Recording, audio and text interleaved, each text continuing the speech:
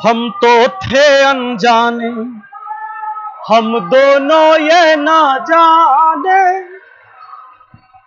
यार दिल भर यार हम प्यार कर बैठे।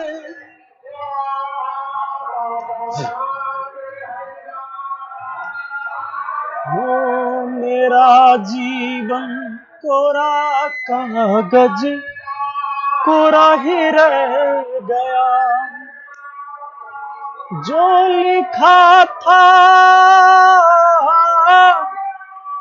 जो लिखा था आंसुओं के संग बह गया। मेरा जीवन कोरा कागज कोरा ही रह गया। हेलो दोस्तों, आप सभी का स्वागत है आपके अपने YouTube चैनल मैथ मस्ती पर। दोस्तों मैं हूं विपिन यादव और आज हम आपको बताने वाले हैं प्रॉफिट एंड लॉस की कुछ ऐसे टाइप जो हर एग्जाम में सवाल आते ही आते हैं।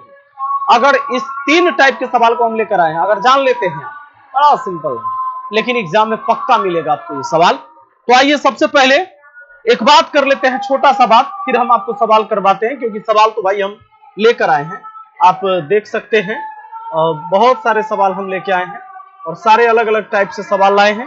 3 टाइप के सवाल हैं। जैसे पहला है कि जब दो वस्तु समान मूल्य पर बेची जाए, लेकिन हम थोड़ा सा 2-4 मिनट आपसे बेसिक बात कर लेते हैं ताकि आपको कहीं दिक्कत ना हो और आसानी से समझ में आ जाए। दोस्तों प्रॉफिट लॉस में एक बात होता है, बात क्या होता है ये बात जानना बहुत जरूरी है। किसमें एक होता है अमाउंट का केस, अमाउंट, और दूसरा होता है भाव का केस, ठीक ना। भाव का केस होता है और अमाउंट का केस होता है। भाव का केस और अमाउंट का केस क्या है, जरा इस बात को जान लीजिए। ये अमाउंट का केस तब कहलाता है जब पूरे सवाल में रुपया का चर्चा होगा, तब अमाउंट का केस होगा। उसमें रुपया रहेगा, कहीं भी रहे, लाभ के रूप में, हानि के रूप में, क्रय मूल्य या विक्रय मूल्य के रूप में, उस सवाल में रुपया रहेगा, तो अमाउंट का केस हुआ। दूसरा होता है आपका भाव का केस। भाव का केस किसको कहते हैं, उस पूरे सवाल में कहीं भी रुपया का चर्चा नहीं होगा, कहीं भी नहीं रहेगा, 5 रुपया, 2 रुपया, 8 रुपया, कहीं भी लाभ हानि क्रय मूल्य विक्रय मूल्य के रूप में नहीं रहेगा, केवल वस्तु का चर्चा रहेगा, उसको कहते हैं भाव का केस। अब कहिएगा सर ये जानने से क्या फायदा, ये जानने से फायदा ये है दोस्तों कि कभी भी अमाउंट के केस में लाभ निकालना हो तो आपको प्रतिशत लाभ निकालना हो तो ऊपर में लिखना है लाभ, नीचे में लिखना है सीपी और प्रतिशत के लिए 100% से गुना। सीपी मतलब होता है कॉस्ट प्राइस, यानी जिस रेट से आप सामान खरीदते हैं। दूसरा, अगर इसमें प्रतिशत हानि निकालनी हो, किसमें, अमाउंट के केस में, पहले हम अमाउंट के बारे में बता रहे हैं, अमाउंट वाला केस में, ठीक है। अब देखिए प्रतिशत हानि निकालनी हो तो आपको लिखना है हानि बटा सीपी गुना 100। अच्छा ये किसके लिए है भैया, अमाउंट के केस के लिए। लेकिन इसको आप स्क्रीनशॉट ले लीजिए। इसके बाद आप जान लीजिए कि अगर यही भाव का केस रहेगा तब भाव के केस कब होता है, जब पूरे सवाल में रुपया नहीं रहेगा, केवल वस्तु का चर्चा होगा। तब भाव के केस में ना, अगर आपसे प्रतिशत लाभ कहता है तो आपको लिखना है ऊपर में लाभ और नीचा में विक्रय मूल्य यानी sale price, selling price, SP, है ना, और प्रतिशत के लिए 100% से गुना। अगर आपको प्रतिशत हानि निकालनी हो इसमें तो ऊपर में लिखिएगा हानि और बटा में लिखिएगा एसपी और गुना करिएगा 100% से, ये होता है, ठीक है ना। चलिए इस बात को ध्यान रखिएगा और मुझे उम्मीद है कि आपको बहुत आसानी से ये बात समझ में आ गया होगा। भाव के केस में हमेशा लाभ या हानि प्रतिशत में जब निकाला जाएगा तो नीचा एसपी रहेगा, इसी में लोग गलती कर देते हैं। तो चलिए अब मुझे उम्मीद है कि ठीक ठाक है। अब हम आगे सवाल भी आएंगे इस पर लेकर। अब देखिए आज पहला सवाल हम आपको क्या करवाने वाले हैं, जब दो वस्तुएं समान मूल्य पर बेची जाएं, जैसे एक व्यक्ति दो कुर्सी 120 रुपया प्रति कुर्सी के दर से बेचता है, तदनुसार एक कुर्सी पर 25% लाभ कमाता है और दूसरी पर 25% हानि। इस प्रकार उस वस्तु की कुल हानि कितने रुपए की है? एक व्यक्ति क्या है, दो कुर्सी 120 रुपए प्रति कुर्सी के दर से क्या किया है, वो बेच दिया है। याद रहे दोस्तों कि जब भी दो वस्तु का विक्रय मूल्य समान हो, जब दो वस्तु का क्या हो, समान, विक्रय मूल्य समान हो, तो हमेशा लॉस होगा। इस बात को नोट में लिख लीजिएगा, नोट में जो मैं बोल रहा हूं वो चीज लिख लीजिएगा। जब दो वस्तु का विक्रय मूल्य समान हो और सेम चेंज हो, हमेशा लॉस होगा। दोनों वस्तु बेचा जा रहा है 120 रुपए के दर से और एक पर 25% लाभ हुआ, दूसरे पर 25% हानि, तो सेम चेंज हुआ, ऑलवेज लॉस होगा। और लॉस होगा कितना का, तो लिखिएगा x² बटा 100% का। ये होता है इसका फॉर्मूला। और x का मान हुआ जितना लाभ जितना हानि, वही हुआ x का मान। तो यहां जो लॉस हुआ उसका वो हुआ x के जगह इसमें से कोई भी 25 ले लीजिए, 25 के स्क्वायर बटा 100%। 25 के स्क्वायर कितना होता है, 625। 625 होता है ना, नीचा से 100 हटाना है, ऊपर में 2 अंक बाद दशमलव सटाना है, यानी इतना प्रतिशत का हानि हुआ इस व्यापार में। बस हो गया, बस हो गया, ये सवाल बन गया।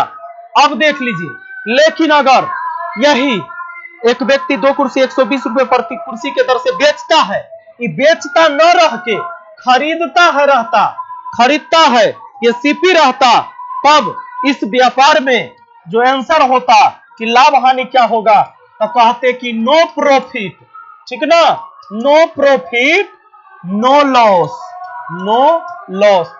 यानी याद रख लीजिएगा, नोट कर लीजिए इस बात को भी कि जब दो वस्तु का क्रय मूल्य समान होगा और सेम चेंज होगा, तो न लॉस होगा और न हानि, न लाभ होगा, न लॉस और न प्रॉफिट, कुछ भी नहीं होगा, न प्रॉफिट न लॉस। लेकिन विक्रय मूल्य समान होगा, सेम चेंज होगा, तो ऑलवेज लॉस होगा। अगला सवाल आप देख लीजिए, पता चल जाएगा आपको। देखिए दूसरा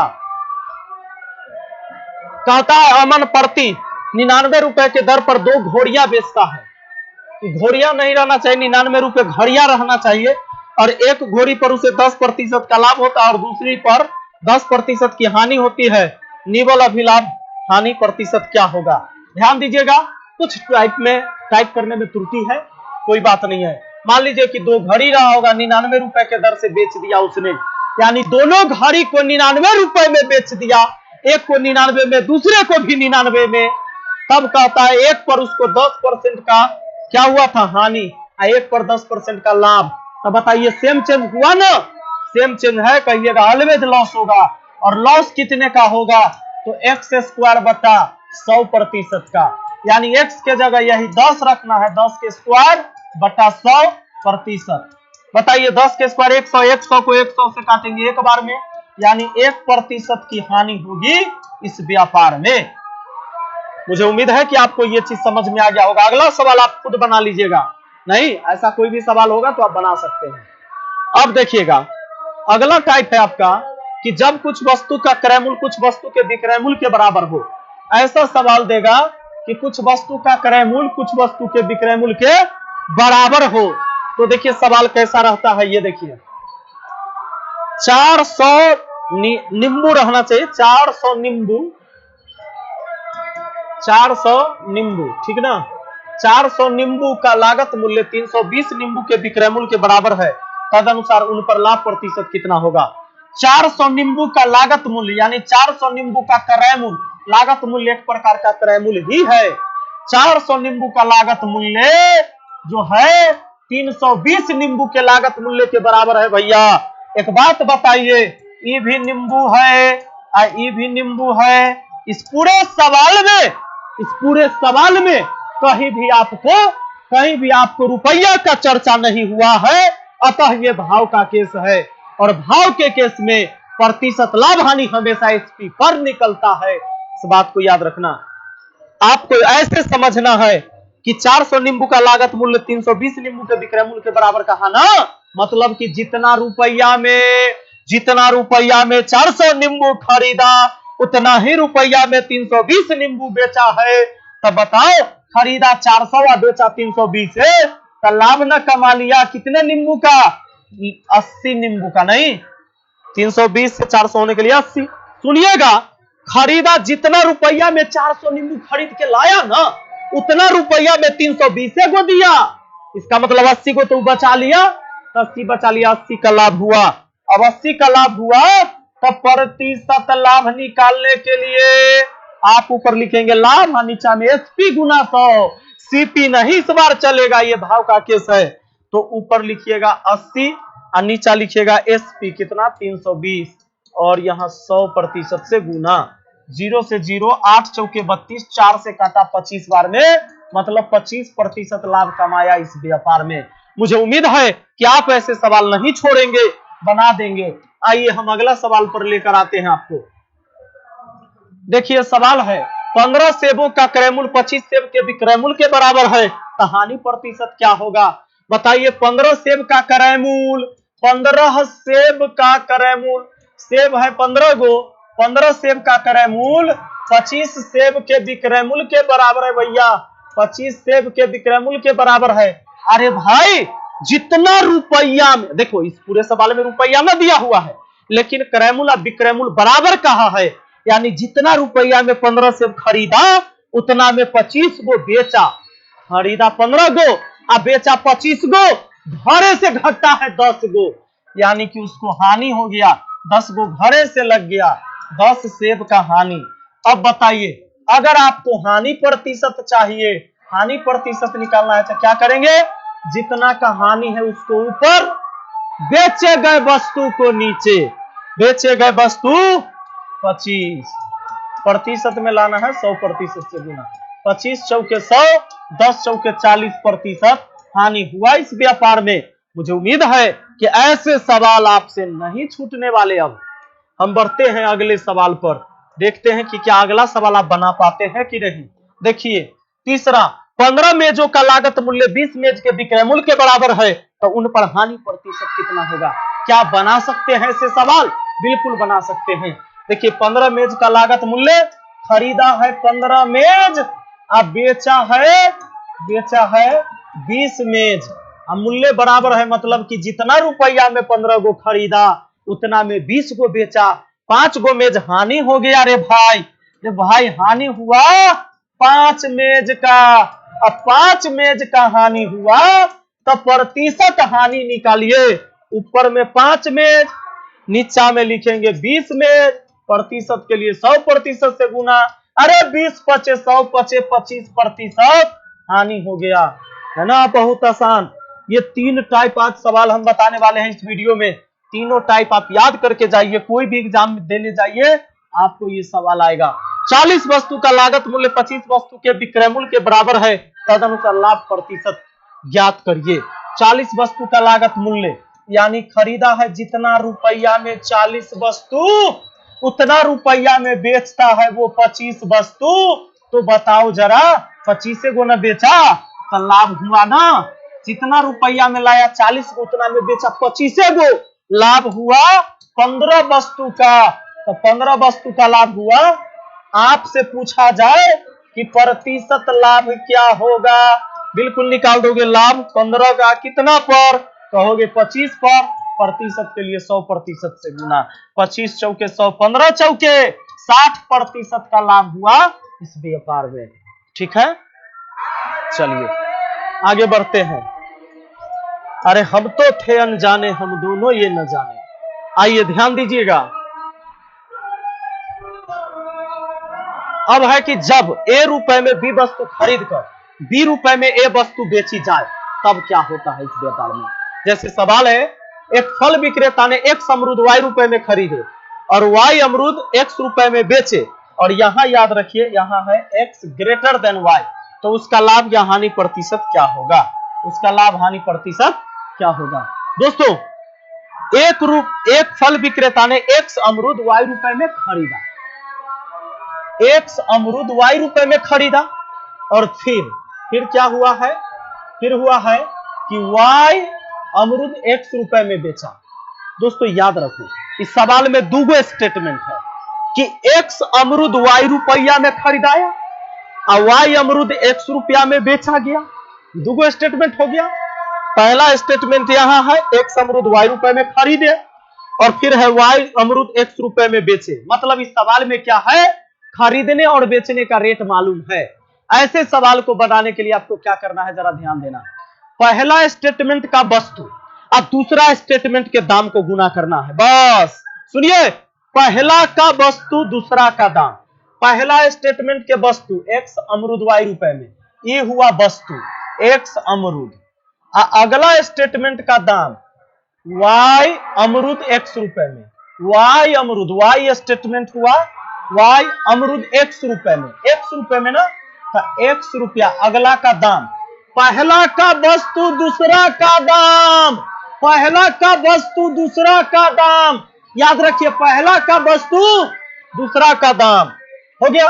अब जो बचा दोनों में एक एक उसको गुना करके घटाइए, Y गुना Y घटा लीजिए और जिसको घटाइए बट्टा में उसी को लाइए।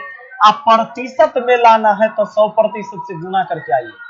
याद रहे, यहां कहा गया कि X बड़ा है Y से, तो X गुना X और Y गुना Y, तो ये बढ़ के रहेगा, ये छोट के रहेगा।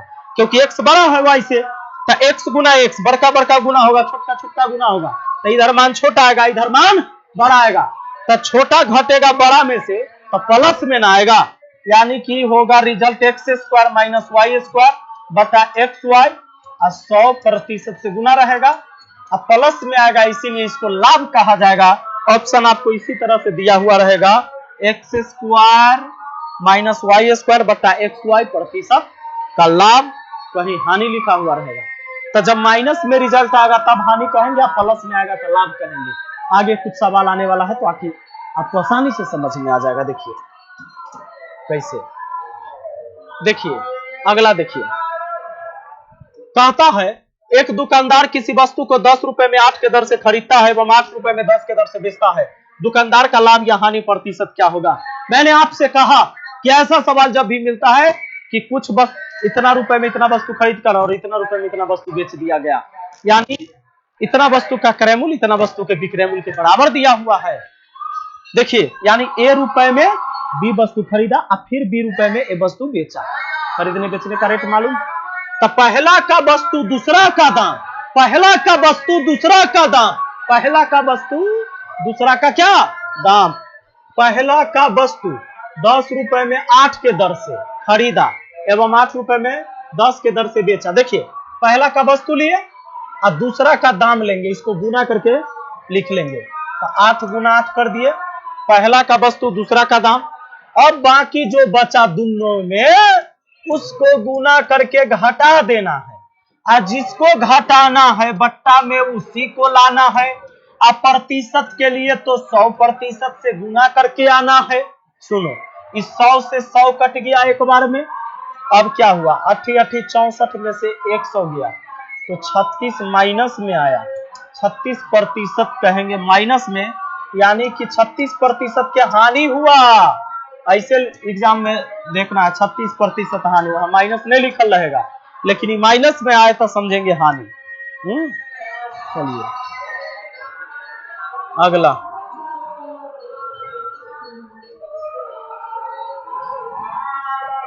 यदि मैं 10 रुपए के 11 की दर से कुछ वस्तुएं खरीद कर उन्हें 11 के 10 की दर से बेचता हूं तो लाभ प्रतिशत क्या होगा। क्या बना सकते हैं आप, बिल्कुल। देखिए, यदि मैं 10 के दर से 10 रुपए में 11 के दर से खरीद कर, तब पहला का वस्तु और दूसरा के दाम गुना किया जाएगा। पहला का वस्तु दूसरा का दाम गुना किया गया, अब बाकी जो दोनों में बच गया एक एक गो, उसको गुना करके घटाया गया। जिसको घटाया गया बट्टा में उसी को लाया गया। प्रतिशत के लिए 100% से गुना करके आया गया। सुनो, 100 से 100 कट गया एक बार में, 121 में से 100 घट जाएगा, 121 में से 100 गया, 21% प्लस में, तो कहिएगा कि इस व्यापार में क्या हुआ, लाभ हुआ। मुझे लगता है कि कमजोर से कमजोर विद्यार्थी भी ऐसे सवालों को बना सकता है, कोई दिक्कत नहीं है। तो जरा इस सवाल को आप लोग बना लेंगे। एक आदमी 4 रुपए में 5 के भाव से संतरे खरीदे और 5 रुपए में 4 के भाव से बेचा, तो उसका लाभ प्रतिशत क्या होगा?